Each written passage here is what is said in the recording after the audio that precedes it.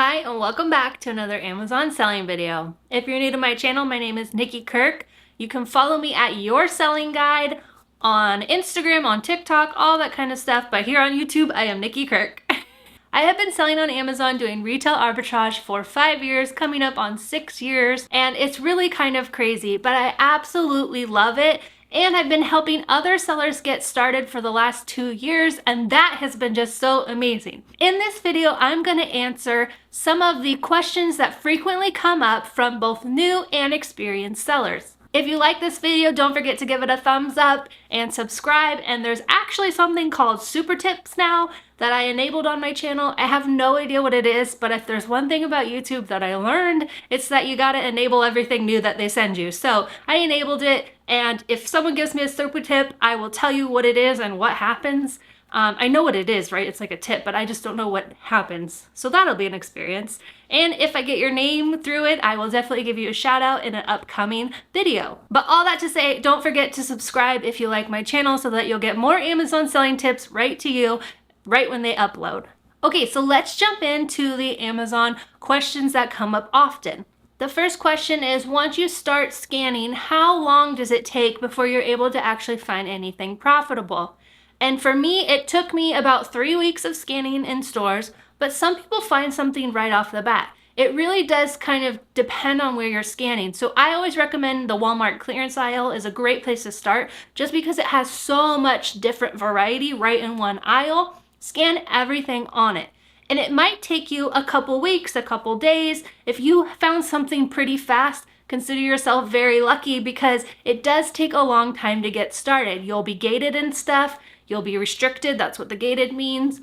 It won't make any profit. You'll be like, how the heck does anyone make this work? There's nothing out there that you can sell, but I promise you that there is. You just have to keep scanning. I know when you're starting your business that funds are tight, but if you do have the funds available to join the BOLO group for a month or two, it might really help you out. So BOLO means be on the lookout, and it's all different community members who are sharing one lead every month. So we've got this whole list generated by everyone outsourcing, and so that'll help direct you to different stores, different aisles, categories, things to look for. So that is something that's available to you if you want in your business. You can be a new seller and join the group. It just helps if you've already been out there scanning for a little bit so that you have an idea and will be able to share something, right? Because you do have to share something to remain in the group. So the BOLO group is yoursellingguide.com/BOLO, B-O-L-O, and you can learn more and join if you want to. Another question from a newbie is, have you ever had a manager or someone who's working at the store come up and say anything to you while you're out scanning, and what do you do? I have one time, I'm not gonna say never, no, 2 times, had someone come up and say something, but it was never anything negative. Mostly they're just wondering what you're doing, but they don't really care. So I think we all think that everyone's looking at us, but sad fact is no one really cares about us as much as we think they do. So don't worry about other people looking at you funny or wondering. More often, it's customers asking what I'm doing. And so I know some people put headphones in to kind of avoid the talking. If you have the resting bee face like I do, that might deter people. But I don't really worry about it. The 2 times that happened, one was at TJ Maxx. And the lady was asking me what I was doing. I was like, oh, I resell. And then she told me about someone else who actually sells the watches at TJ Maxx. I think he must sell them on eBay or something like that, or who knows, could be Amazon. But he comes in and buys watches. And so actually, if you get to know the store managers, you might have a friend there who will tell you, hey, we're getting this stuff in, or hey, do you want me to hold this stuff for you? And they'll let you know when new stuff comes in. So definitely, if you are more outgoing than I am, I'm a little bit of an introvert, I'm right on the line there. So it's not in my nature necessarily to go out and talk to other people like that, but if it is in your nature, it definitely helps to talk to the managers, or if you're like me, we can just step out of our comfort zone and make a friend and get to know when all the profitable stuff is coming. The other thing that happened was in a grocery outlet in Oregon. This was early, like 3 or 4 years ago. I had sourced that store before, and loss prevention, it was kind of in a lower income area, so they had loss prevention people there, and he came up to me and asked me what I was doing, and I told him, and then he's like, I need to talk to the manager, and I literally never, I saw the guy again, but he never came and talked to me. So clearly what I was doing was totally fine, and I was like, what the heck? That doesn't mean, like, I've heard of some people who've gotten walked out of Target, or they still were able to buy what they wanted to buy, but they were like awkwardly walked around the store because Target has a negative reseller policy. However, I shop at Target all the time for my business, so I don't worry about it. You'll get used to it. I was super self-conscious in the beginning, but you'll get better as you go, and you'll realize that no one really cares. Question number 3, what credit card should you use, or do you use, or all that kind of stuff? That comes up in the groups all the time. So here's my advice on credit cards. First of all, when I started selling, I was really into that Dave Ramsey, like using a credit card didn't even cross my mind.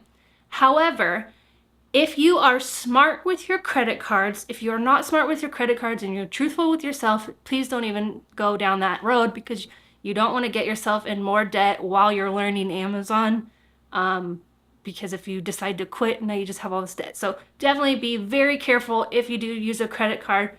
But I think credit cards and business are the perfect combination. So I think I've let 4 over the last 5 years, but I really only use 1 at this point for my business. I started out with a Chase Ink because I saw the commercials, I heard that they were really friendly to small businesses, so I had a Chase Ink. They had amazing points that I was able to roll over for cash back or use for travel. Then I got an American Airlines credit card, and that is the one I currently use because I have so many points on it. Like, I can literally fly 3 people first class anywhere in the world, and I'm excited to figure out where I'm gonna go. So that's awesome, totally on points just by doing every purchase on my business, if I can, with a credit card. And then I pay that balance off every month. I never carry a balance, it's always paid off. So that is one key if you're gonna use credit cards. I also have a credit card that is a Marriott, I think Bonvoy or whatever it's called. I get points. So I'm currently in a Marriott because it's so hot outside in the RV that I wanted to come to a hotel and just cool off.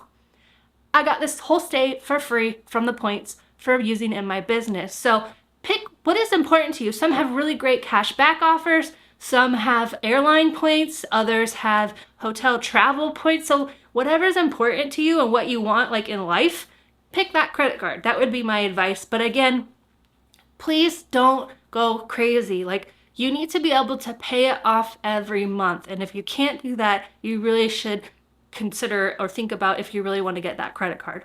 Okay, next question is Amazon Prime Day. What does that mean for us as sellers? It actually doesn't mean very much. It just means that there's going to be more traffic on Amazon, which is always good for us. So maybe you want to make sure that you have your prices adjusted or where you want, buy box eligible, all that kind of stuff. But it's really more for Amazon and for brands to offer special discounts on things which drive traffic to Amazon. It's supposed to be Christmas in July, and so it'll kind of have that feel, but there's nothing I do special. I don't stock more like for that specifically. Sometimes my sales aren't actually that great on Prime days compared to other days, so I don't treat it any different. I just make sure that maybe I've priced, those 2 days, checking my prices more often. And when I check my prices, that doesn't mean I'm always lowering them. I'm just aware of what's going on with my prices and my products. The next question is, how often do I send shipments in? So I've always said that I do this part-time because I've always done it part-time. Even when Amazon was my full-time only thing that I was doing it part-time. So for me, that looks like I go sourcing once a week, and then I pack it up, usually the next day, or between the 2 days, and I drop that shipment off. So if I go sourcing on like a Wednesday, I'll try to have it packed up by Friday, but if not, then I might pack it up over the weekend and drop it off at the UPS store on Monday. But I really try to go once a week.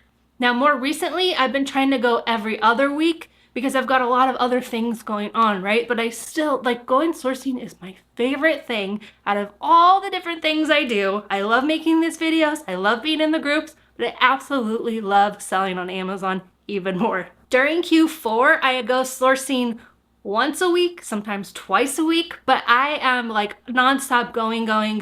I did a recent video on where I went to Oregon to travel and went to Grocery Outlet. I sourced 3 days back to back, and that was brutal. So I'm really happy with my sometimes 1.5 days a week. You should source as much as you possibly can for you and your lifestyle. That's the beauty of Amazon. You can do whatever you want. Like if you want to go sourcing once a month, if you want to go sourcing every other week, if you want a goal of 3 times a month, or every week. Like whatever that goal is for you, you get to make it, right? You're the business owner here. So definitely do what is best for you, your goals, and your time.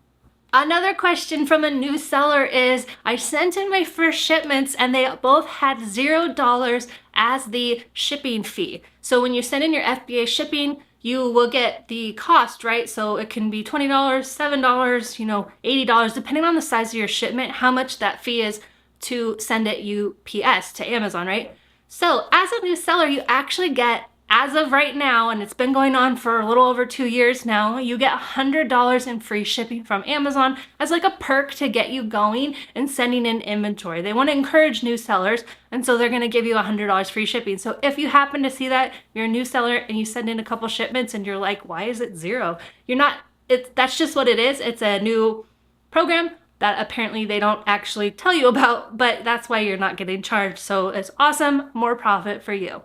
If you want help getting started selling on Amazon, check out my beginner FBA Amazon selling course. In 16 detailed video lessons, I walk you through step by step from no Amazon account to how to source, what you're looking for, where to source, how to send in an FBA shipment, how to send an FBM shipment, as well as how to run your business reports and analyze your business going forward. So it really walks you through literally from no account to like the 6 months selling and beyond. If you want my help, again, that's beginnerfba.com, where I am right there with you, walking you through how to set up your Amazon business.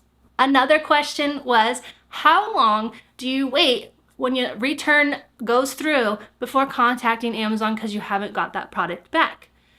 The customer actually has 45 days to return the product, either through FBM or FBA.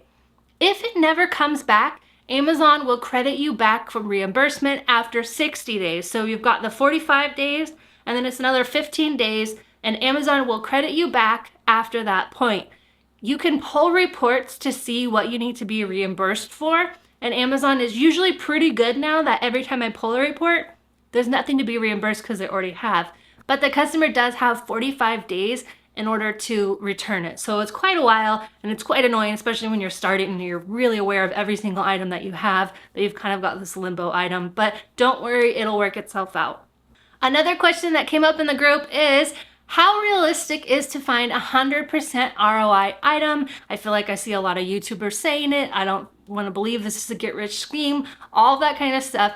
It's actually really realistic to find 100% ROI item, and every shipment I've got a couple of them, if not more, because there's a lot of profitable stuff out there. Now, some stuff sure is 50% ROI or 60, but my overall average, and I'll show you some couple months here, is always between 70, like at the low end is 70 ROI. That's after everything has sold. So this is Seller Board that I'm showing you where I track my profit. You can have 2 months free. The link is below. You don't have to put a credit card. You can just try it out. It links to your account and you enter your cost and then you can see your profit. Again, this is the profit after stuff is sold. So 70% is pretty good. And that means that when I sent it in, it was way above that, right? Because stuff usually comes down and doesn't necessarily always sell for what we sent it in for, but it does sell a lot. So it's 100% realistic. I know some of the YouTubers might make it seem like it's just get rich quick, and it is absolutely not. It is work. It's a small business. You are starting a business, but it is a profitable business if you do it right.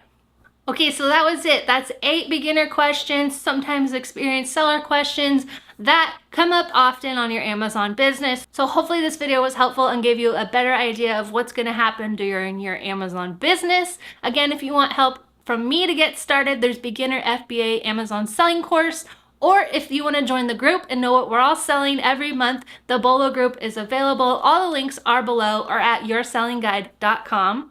Thank you guys so much for watching. Don't forget to subscribe. Have a happy 4th of July, and I will see you back here for another Amazon selling video.